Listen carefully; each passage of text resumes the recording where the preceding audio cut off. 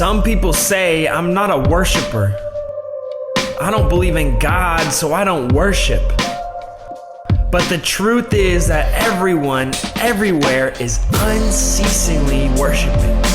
You can no more stop worshiping than you can stop breathing. Worship is the constant state of the human heart as we pour out our lives towards someone or something. We all worship. The only question is, what do you worship? It is the outpouring of all that you are into that which you hold in highest regard. This series is a study in glorying. Only Jesus is worthy. Our posture in His presence.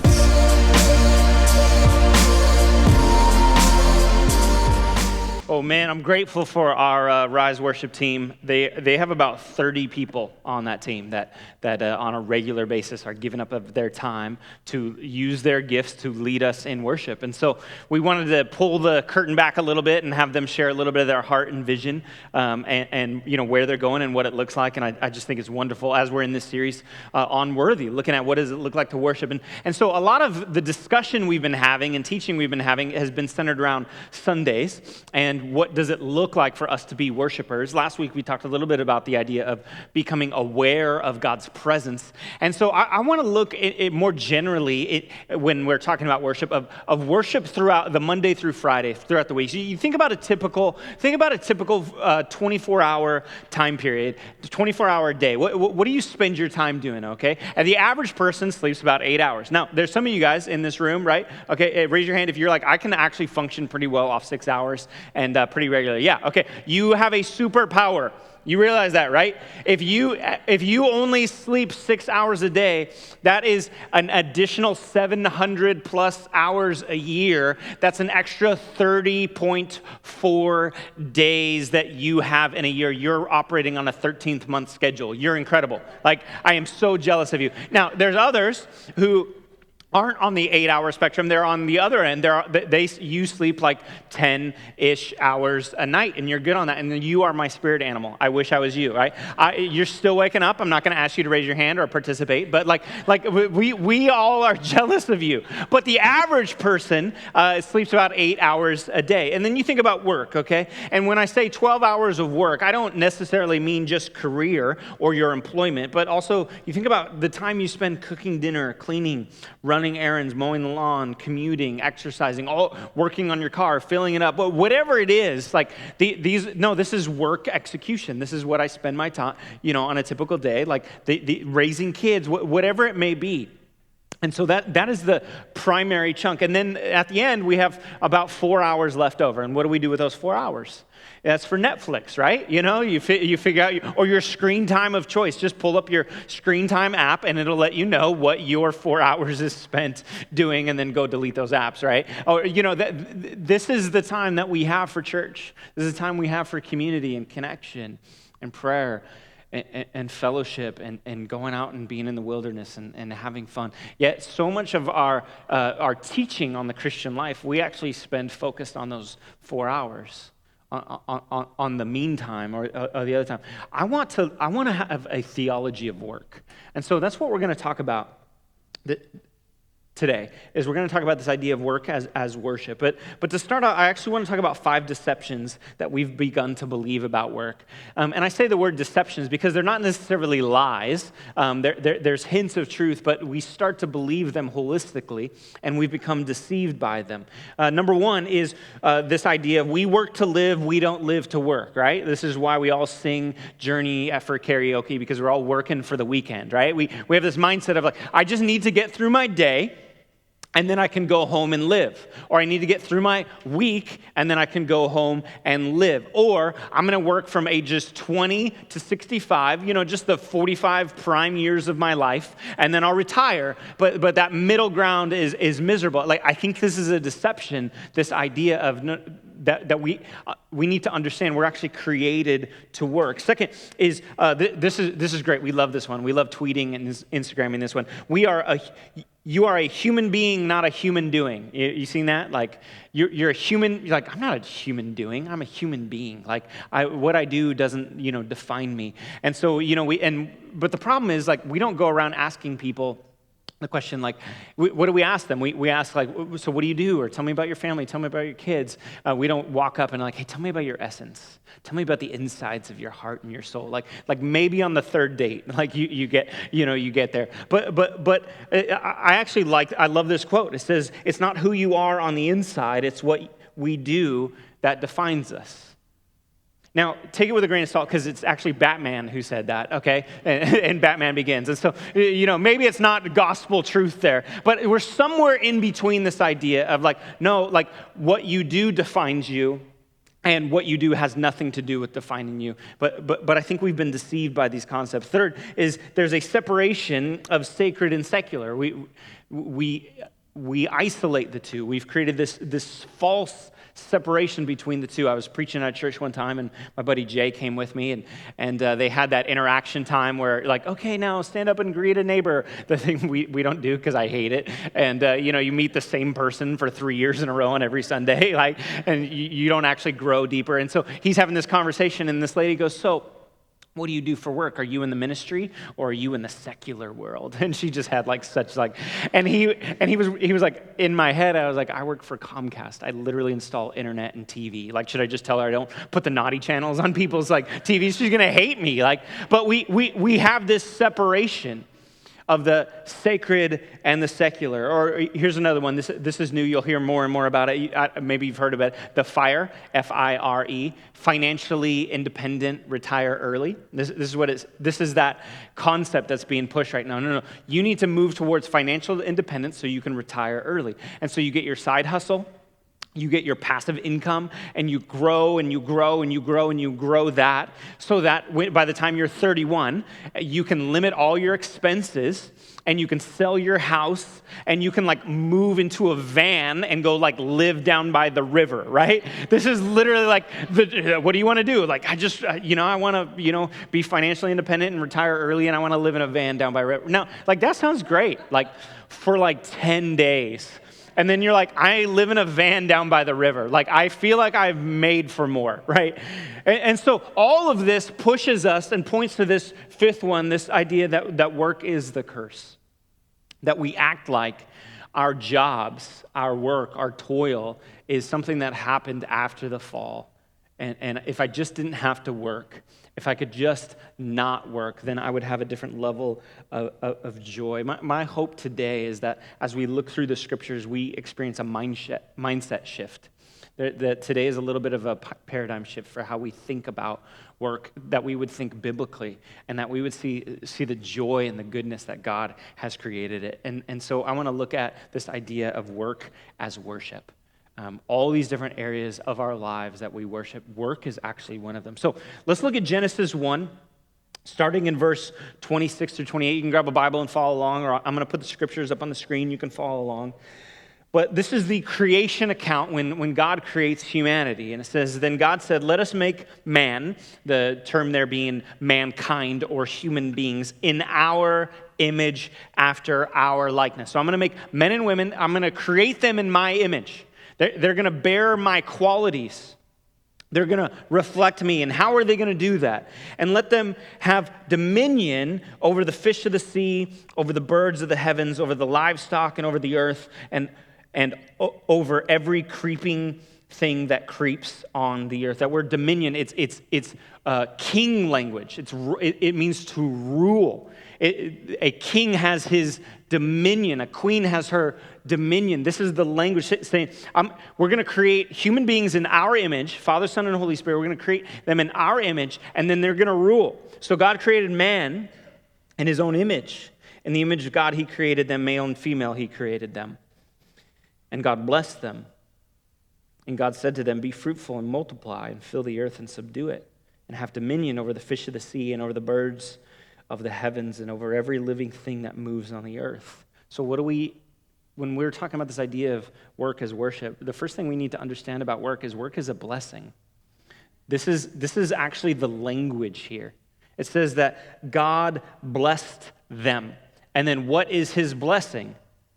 He lays it out. It's to be fruitful and multiply, to fill the earth and subdue it. When we look at this idea of a blessing in Genesis, it's this weighty, strong thing. It's a gift that God has bestowed upon us that we get to participate in his creation. We get to participate by filling the earth. We get to participate by ruling. This is what theologians would call the cultural mandate. God has given us this cultural mandate, and there's two primary functions of humanity in general, and then when you look at the male, female, you look at man and woman in marriage together. There's two of these primary functions. One is to fill the earth. That's to have and raise kids, to be fruitful and multiply. Like, you look at this church, you go in the hallway, in the lobby, in between, you're like, man, this church is so biblical about that command. You guys are like rabbits, right? It's like some of you are like having litters of children. It's just crazy, like everywhere. But we celebrate this. This is what God has said. Be fruitful and multiply, fill the earth. Like, humanity was not a final product. It's a project that God allows us to participate in. And that's the first part of the cultural mandate. And as part of the blessing that God bestowed on us is the ability to fill the earth. But the second is that we would have dominion, that we would rule, that we would subdue, that we would garden in God's image in the way that he does, that we would work. You guys, we get to partner with God in ruling. That's one of the blessings that God has bestowed on humanity. Tim Keller puts it this way. He says, work is rearranging the raw material of God's creation in such a way that it helps the world in general and people in particular thrive and flourish. That's what work is. You're taking raw material, and you think about any job in some way, shape, or form is taking raw material and reworking it so that it is for God's glory and others' good, that we are moving things forward. If you're a farmer, of course, you take the soil and the seed and you rearrange it and you water it into a crop that produces food for people to eat and enjoy. If you're a builder or you're in the trades in any way, shape, or form, you're taking these raw materials of tree and stone and you're bringing architectural design and engineering to it. And what you're ultimately producing out of this rawness is a home that someone can raise kids in and have friends over and make memories. There's weight to it. If you're a designer, you're taking shapes and color palettes and typefaces and you're rearranging them to something that communicates and connects and is just catchy and tasteful and brings about beauty. You are reflecting God's image. Before I planted this church, I was a graphic designer and I built websites, and the name of my company was Echo Designs, and it came from this conversation that Tolkien and Lewis had about how we are all sub-creators. And in us is this echo of God, that we want to be creative and we want to design and we want to shape and we want to move. It's within us. These are not shallow, secular things. This is the image of God bearing forth. This is the blessing of work, that we would take raw materials and reshape it and remold it into something useful and beautiful. This is why I love going to restaurants or coffee shops. You have these chefs or these cooks that they take these raw ingredients. People will say, hey, there's food in the fridge. There's not food in the fridge. There's ingredients in the fridge, right? You're saying I need to go in there and take those ingredients and this raw material and rework it and add flavor and temperature and this is the process. This is what work is. This is what we're called to, and it's a blessing that we are creating and we're cultivating. I need us to understand that work is a blessing that has been bestowed upon us, not a curse that we've fallen under. This is before the fall. This is before sin ever entered the world. This is what we are created to do, that we get to be fruitful and multiply and partner with God in his beautiful, good creation. But work will be hard. We start to get this understanding that if there's any challenges we face, then this must not be the right job for me. The curse has brought about thorns and thistles. July 6th, 2021 was a big day in my life because I'm a dad, and that was the day my son first mowed the lawn. And I was like, this is incredible. And what do? I teach him about the struggle I teach them about the sweat and the toil. I teach them that, yeah, when I mowed the lawn as a kid, like, first of all, we had a dog, okay, so you had all kinds of things to deal with there. Second of all, you had to pull this string and get it started and all this. He literally just presses a button and it just, like, goes. But I want him to learn hard work. Like, this was a moment, and there was a couple times where he, like, I mean, it looked like the worst haircut ever, like, all these spots he missed. I'm like, all right, I'll go get those. And he's like, no, I want to get them. I'm like, that's my, like, I was so proud. Like, he's learning hard work. And then that same day, what did I teach my daughter? Like, I taught my daughter, like, no, island vibes, girl. Like, you can see her brother in the background pushing the lawnmower. And I taught my daughter, find a man that will work hard for you so you can just sit and relax and enjoy life, right? I sent that picture. I noticed the layers as you guys start to see all the different things happening, or, you know, right now. I sent that picture to my sister, and she's like, I feel like this sums up our childhood. I was like, yes, it does. Yes, it does. This is our childhood. Now I'm passing on to the next generation.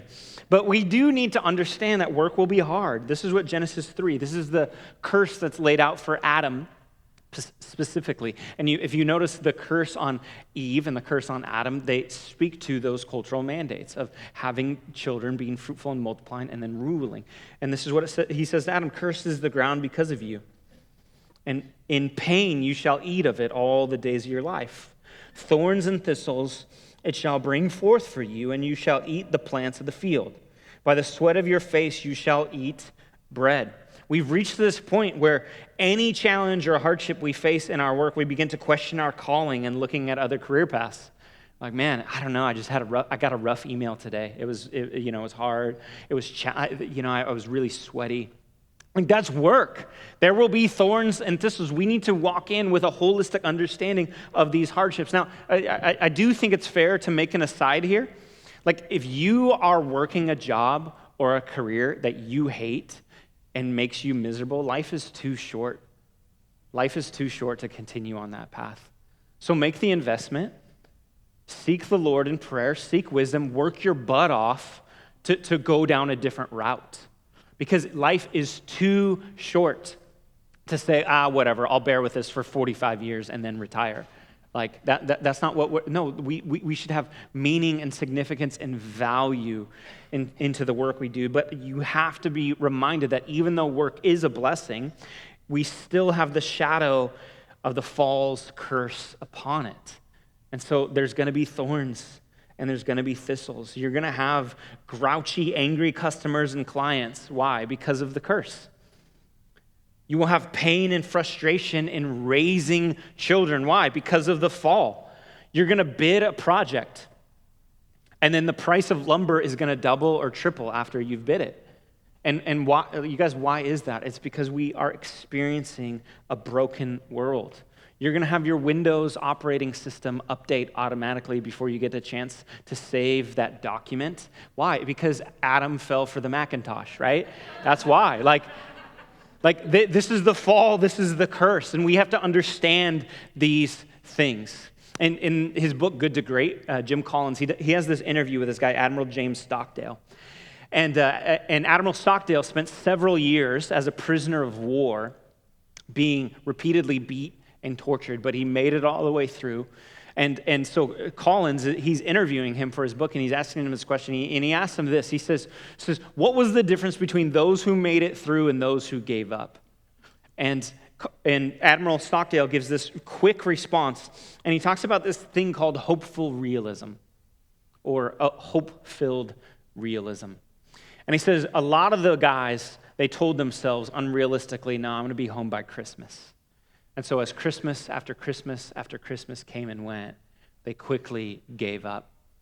But for those of us who prepared ourselves for the likelihood of a long and difficult captivity, yet we believed we would eventually triumph and be home with our families, those are the ones who survived. Those are the ones who made it through. Like, we need some hopeful realism about our work. So we need to understand it's a blessing, but we also need to understand it's hard. And here's what I need you to see, is that sometimes it's actually the hard things that bring such significance. Like, we have a church that is filled with a particular group of people that have made this commitment to participate in their work at deep personal sacrifice and suffering on their part. You know what category of people that is? Like first responders.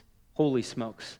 The police officers, firefighters, nurses, frontline workers, DHS workers. It's just incredible that you have said there is brokenness in our world, and we are going to be the ones that run towards it.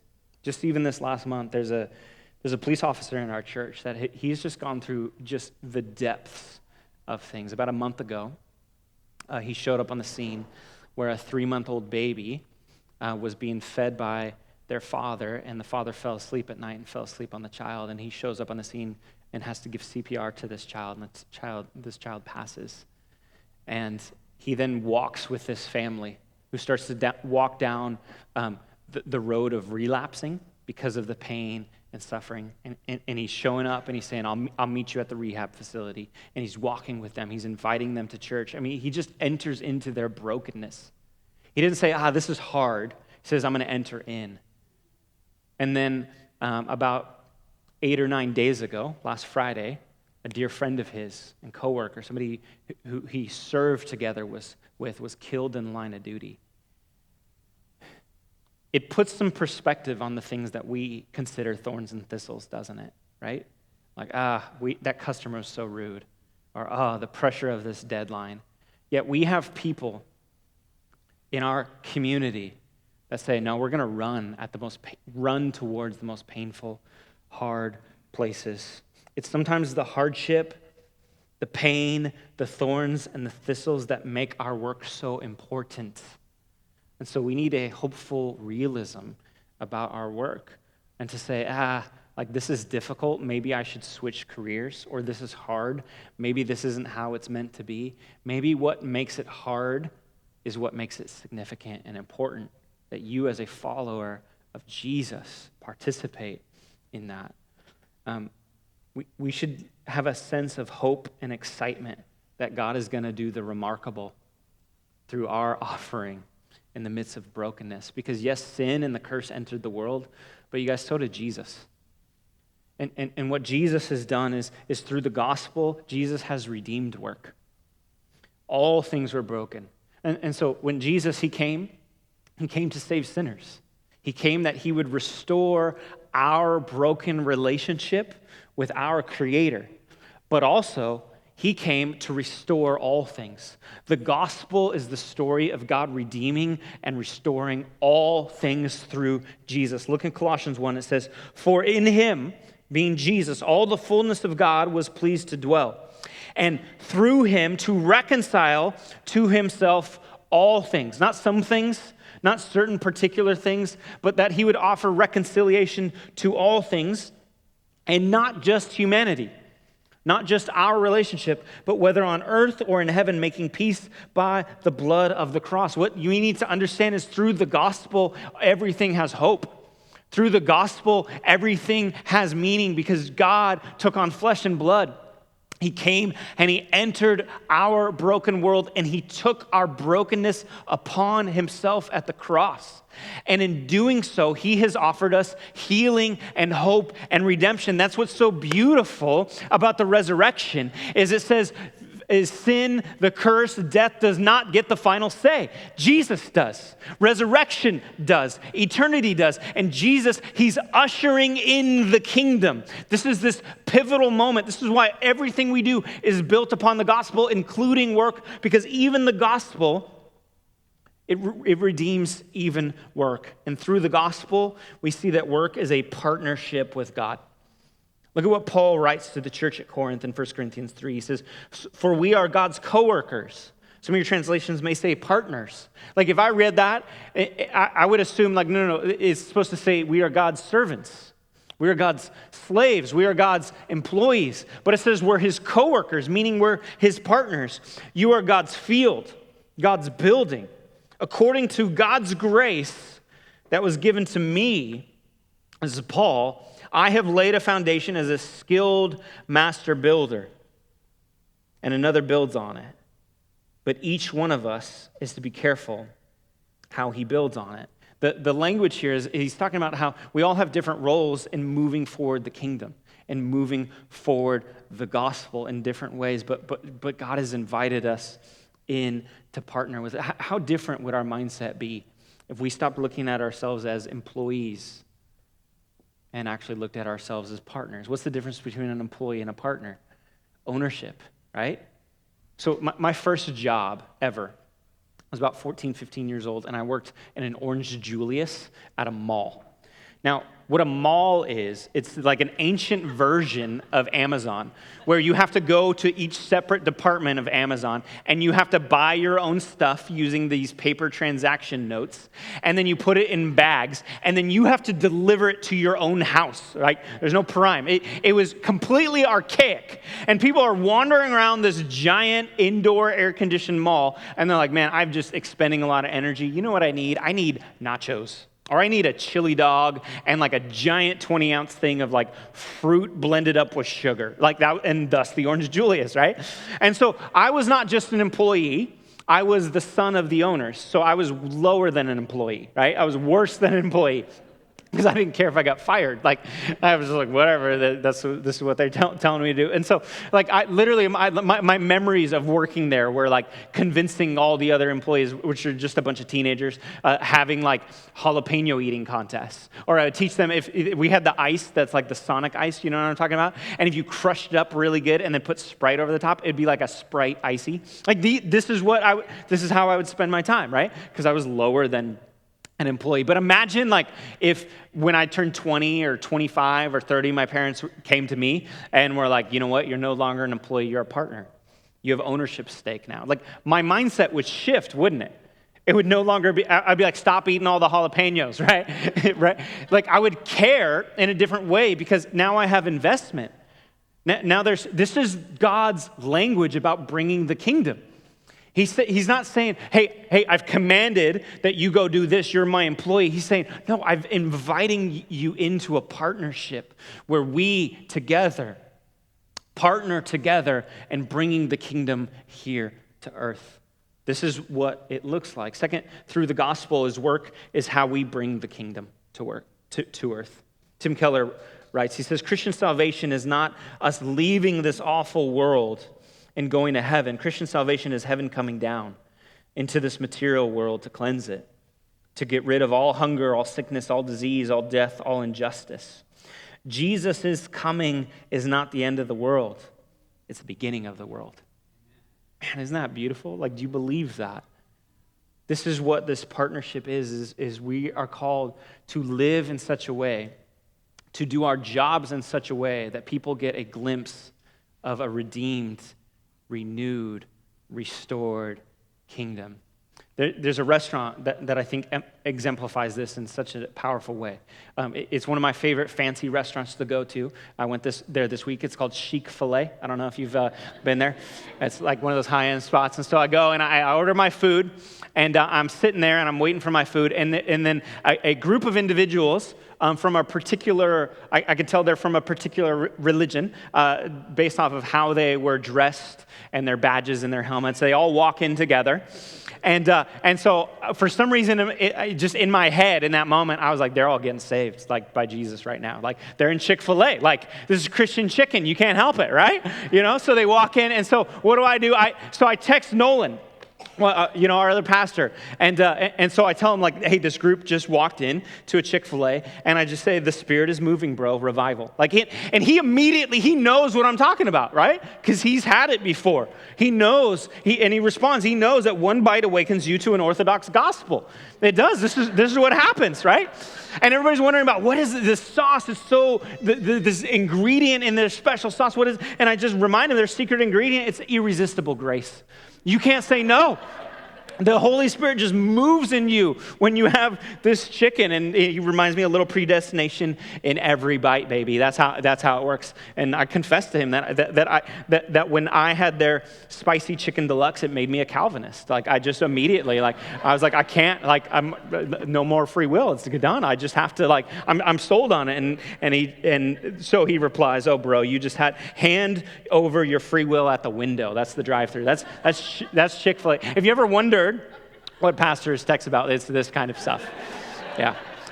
Just so you know, I did not ask him if I could share that screenshot. That just happened. So be careful if you ever text me. It might be on a giant screen and a podcast. But why are we having this conversation, right? It's not because they put like Bible verses on their cups. It's not because they're closed on Sunday and people are like all of a sudden like, wow, I got saved because they're closed on Sunday. No, it's because their chicken is so amazing. It's like a taste of the kingdom, am I right? Like this is what life should be. Like you guys all want to go there right now. It's closed. Yeah, Kanye reminded you, it's closed. You cannot go on Sundays, right?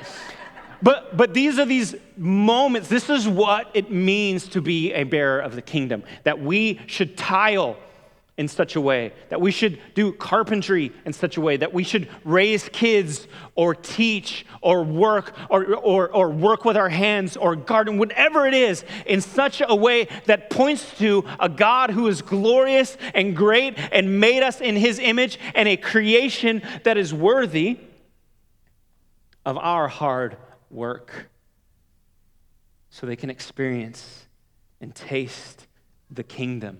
Whatever it is, if you cook, if you build, if you design, if you create, if you write, if you serve, if you raise kids, if you teach, if you plan, if you invest, do it in a way that points to the kingdom. When you work with all your heart as if working for God, not for men, not for man's approval. But people would experience, man, like we're actually bringing the kingdom. I hope you can see that we are called to bring the kingdom. In his book, Garden City, John Mark Comer, which, by the way, if you're like wrestling through this idea of work and calling and purpose, I really do. I've read a lot of books on it. I think this is the best one. And this is from a guy right here in Portland. And he writes this. He says, we're called to a very specific kind of work, to make a garden-like world where image bearers can flourish and thrive, where people can experience and enjoy God's generous love, a kingdom where God's will is done on earth as it is in heaven, where the glass wall between earth and heaven is so thin and clear and translucent that you don't even remember it's there.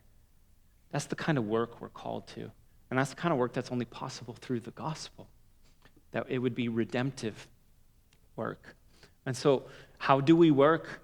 What does it mean to be a Christian at work? It doesn't mean you throw like an ichthus on the outside of your logo or you put a verse on something. It means you build a really good product. It means you bring the kingdom to earth in the way that you work, because through the gospel, you guys, work is worship. It's worship. We talk about singing. We talk about prayer. We talk about lifting our hands. We talk about sitting. We talk about all these different things. If you have a question, I'll talk to you afterwards. But work is worship, okay? And all of life, it points to this idea of we have a vertical relationship, but we also have a horizontal relationship. And the way that we live these things, it points out glory and honor to God. And it's a way that we actually worship and we declare his goodness and his grace and his mercy. And so here's what I want to ask of you. Here's my hope and my call for you, is that when you go to work tomorrow, you would remember that you're not just an employee with a job to execute. You're a partner with God. You're taking the human project forward. You're not just a mom or dad making meals, cleaning messes, or reading a story before bed. You're living up to God's call on your life to be fruitful and increase in number. It's part of the blessing that he's given. You're not just a tradesman working long, hard hours in the heat of summer to build a house. You're cultivating the earth.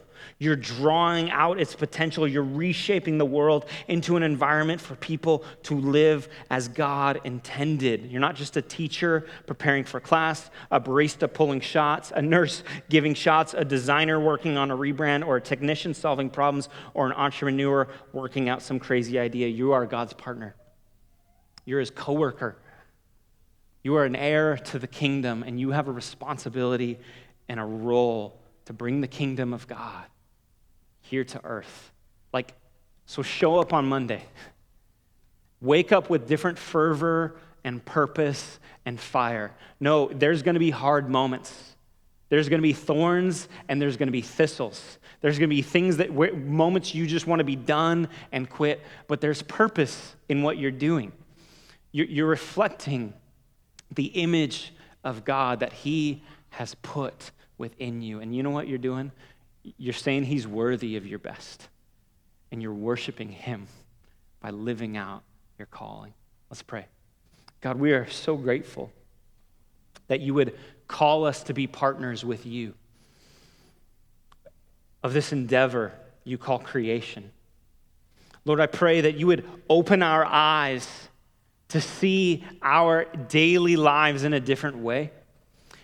Lord, I pray for the individuals here who are feeling purposeless in their work today, who are feeling a tug and a pull and a call and are just tired of it. Lord, for some of them, I ask that you would give them a renewed fervor and purpose and mission in their everyday life, that they would see meaning in what seems meaningless. They would see purpose in what seems purposeless. And Lord, there's other people who it is time to move on. Lord, I pray that you would give them clarity and wisdom to know how and what to move through a situation and a circumstance like this, and that you would give them courage to move forward. But Lord, we pray that you would allow us to understand and live our lives to your glory, because you are worthy of our best, and you've invited us in to partner with you. I pray all this in your son's name. Amen.